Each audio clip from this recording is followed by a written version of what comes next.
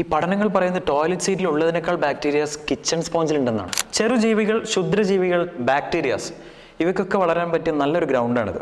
A perfect environment. Staph, salmonella, E coli, Listeria ഇവയൊക്കെയാണ് ഈ സ്പോഞ്ചുകളിൽ പ്രധാനമായും കാണുന്ന ബാക്ടീരിയകൾ. നിങ്ങൾ വെറുതെ ഒന്ന് ആലോചിക്കും, വെറുതെ എത്ര ദിവസമായി കിച്ചണിലെ സ്പോഞ്ച് നന്നായി വൃത്തിയായി ഒന്ന് കഴുകിയിട്ട്?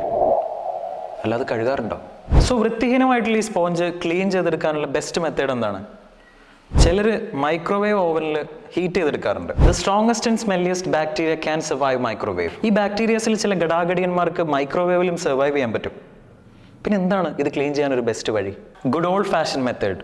ബ്ലീച്ചിങ് വാട്ടറിൽ 5 മിനിറ്റ് ദിവസവും ഇട്ട് വയ്ക്കാം, കഴുകിയെടുക്കാം, ഉണക്കിയെടുക്കാം. ഇങ്ങനെ ചെയ്താൽ 99% ബാക്ടീരിയാസിനെയും കില്ല് ചെയ്യാൻ പറ്റുമെന്നാണ് പറയുന്നത്. ഇനി നിങ്ങളുടെ കിച്ചണിൽ സ്പോഞ്ച് ഇതുപോലെയാണോ? ഇതൊക്കെ വലിച്ചെറിയേണ്ട സമയം അതിക്രമിച്ചിട്ടുണ്ട്.